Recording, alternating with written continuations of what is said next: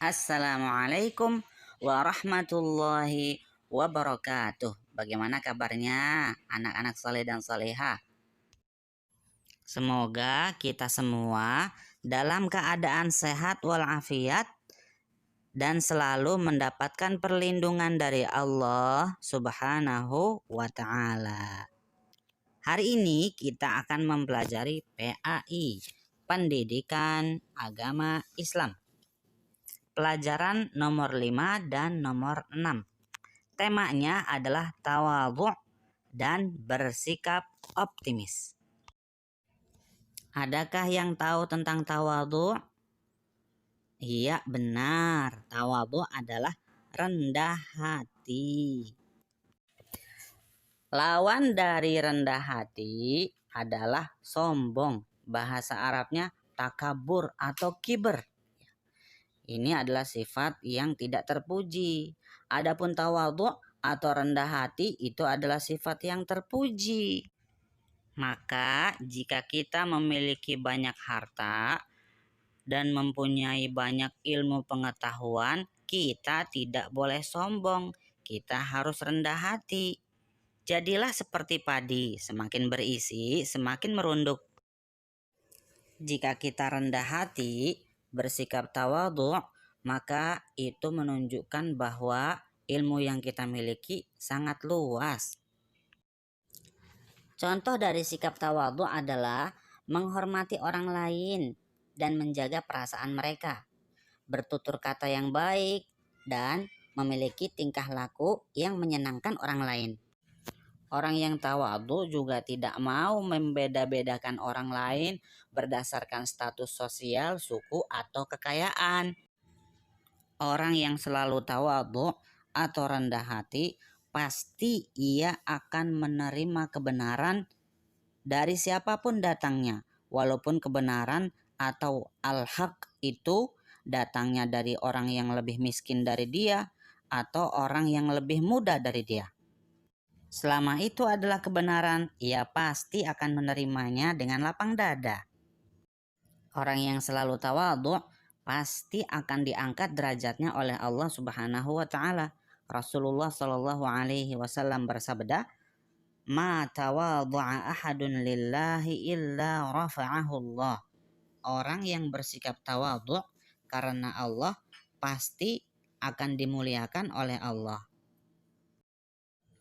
Suri teladan kita dalam rendah hati adalah Rasulullah Shallallahu Alaihi Wasallam. Kita semua mengetahui bahwa Rasulullah Shallallahu Alaihi Wasallam adalah manusia yang paling mulia di sisi Allah. Namun, walaupun kedudukan beliau di sisi Allah sangat tinggi, beliau tidak pernah menyombongkan diri. Rasulullah Shallallahu Alaihi Wasallam jika bertemu dengan anak-anak kecil, beliau selalu mengucapkan salam kepada mereka. Dan pada suatu hari, Rasulullah Shallallahu Alaihi Wasallam pernah ditarik tangannya oleh seorang anak kecil perempuan. Lalu Rasulullah Shallallahu Alaihi Wasallam mengikuti anak perempuan tersebut kemanapun dia suka. Bahkan Rasulullah Shallallahu Alaihi Wasallam saat berada di rumah, beliau berusaha membantu istri-istrinya untuk mengerjakan pekerjaan rumah, menyuci baju, menyiapkan makanan, dan yang lain-lainnya, sehingga istri-istri beliau tidak merasa repot. Kemudian lawan dari sifat tawadhu' yang terpuji itu adalah bersikap sombong atau takabur, sebuah sifat tercela yang dibenci oleh Rasulullah Shallallahu Alaihi Wasallam. Contoh dari perbuatan sombong adalah merendahkan orang lain, sesama muslim. Kemudian merasa bangga dengan kekayaan atau nasab garis keturunannya. Termasuk juga ke dalam perbuatan sombong yaitu menjulurkan pakaian melebihi mata kaki bagi laki-laki yang disebut dengan isbal. Itu termasuk perbuatan sombong. Lalu membuang-buang makanan. serta berkata kasar dan angkuh. Itu semua adalah contoh perbuatan sombong yang tercela. Apakah hukuman yang akan didapat oleh orang yang sombong dan angkuh? Hukumannya adalah ia tidak bisa masuk surga. Kata Rasulullah Shallallahu Alaihi Wasallam, la yadkhulul jannata man kana fi qalbihi mithqalu dzarratin min kibr. Tidak akan masuk surga orang yang di dalam hatinya ada kesombongan walaupun sebesar debu. Na'udzubillahi min dzalik. Semoga Allah melindungi kita semua dari sifat sombong. Selain sifat rendah hati atau tawadhu, ada sifat lain yang harus dimiliki oleh seorang muslim untuk menyempurnakan keimanannya. Apa itu? Optimis dan roja, penuh harap kepada Allah Subhanahu wa taala. Dan inilah pelajaran kita yang baru, pelajaran nomor 7. Temanya adalah bersikap optimis. Bahasa Arabnya adalah roja, yang berarti penuh harap kepada Allah Subhanahu wa taala.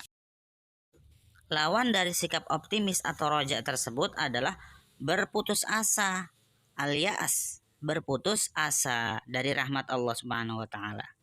Dan sikap putus asa ini merupakan sifat orang-orang yang sesat dan kafir. Oleh karenanya kita tidak boleh berputus asa. Kita harus selalu penuh harap kepada Allah Subhanahu wa taala. Oleh karenanya Allah Subhanahu wa taala berfirman, "Wa may yaqnatu mir rahmati rabbih illa dhallun." Yang artinya tidaklah berputus asa dari rahmat Allah kecuali orang-orang yang sesat. Dalam ayat lain Allah berfirman, "Wala tai'asu mir rauhillah, innahu la yai'asu mir rauhillahi illal qaumul kafirun."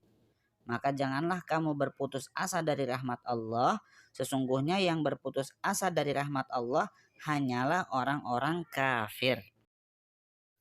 Maka putus asa itu adalah sifat orang kafir dan orang sesat. Sedangkan orang yang beriman selalu memiliki sifat roja atau penuh harap kepada Allah Subhanahu wa taala. Tapi anak-anak soleh dan solehah semuanya, kita harus membedakan apa itu harapan dan apa itu khayalan. Khayalan itu adalah keinginan kita yang tidak diiringi dengan usaha.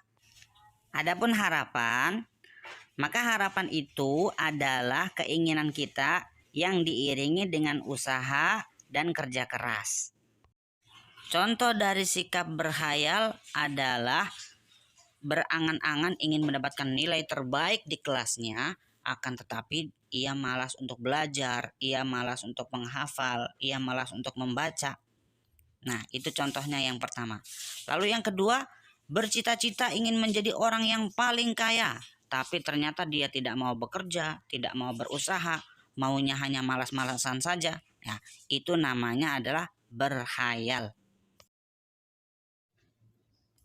Kemudian contoh dari perbuatan yang termasuk ke dalam roja. Apa contohnya?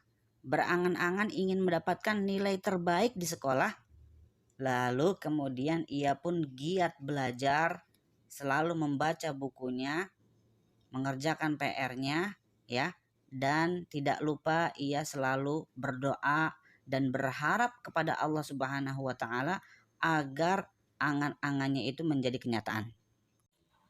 Lalu contoh yang kedua adalah orang yang bercita-cita ingin menjadi orang kaya. Lalu kemudian ia pun berusaha dan bekerja keras serta tidak lupa berdoa, memohon kepada Allah Subhanahu wa taala dan berharap kepada Allah Subhanahu wa taala agar Allah memudahkan jalannya dalam menggapai cita-citanya. Begitu juga orang yang memiliki harapan mendapatkan ampunan dari Allah Subhanahu wa taala, maka ia harus segera bertaubat, beristighfar dan memohon ampun kepada Allah Subhanahu wa taala. Jika demikian, insya Allah Allah pun akan segera mengampuninya. Jangan sampai ia hanya memiliki angan-angan bahwa Allah akan mengampuni dosanya, akan tetapi ia tidak pernah bertaubat, tidak mau beristighfar, dan tidak mau memperbaiki perbuatan salahnya. Kalau seperti itu, bagaimana ia akan mendapatkan ampunan dari Allah Subhanahu wa taala? Kalau hanya bermalas-malasan seperti ini, itulah yang disebut dengan khayalan. Alhamdulillah, sampai sini pelajaran kita sudah selesai.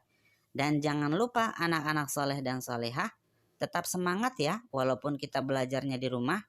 Mari kita sama-sama kerjakan evaluasi yang ada di buku halaman 31 dan 32 serta 41 dan 42. Subhanakallahumma wa bihamdika asyhadu an la ilaha illa anta astaghfiruka wa atubu ilaik. Wassalamualaikum warahmatullahi wabarakatuh.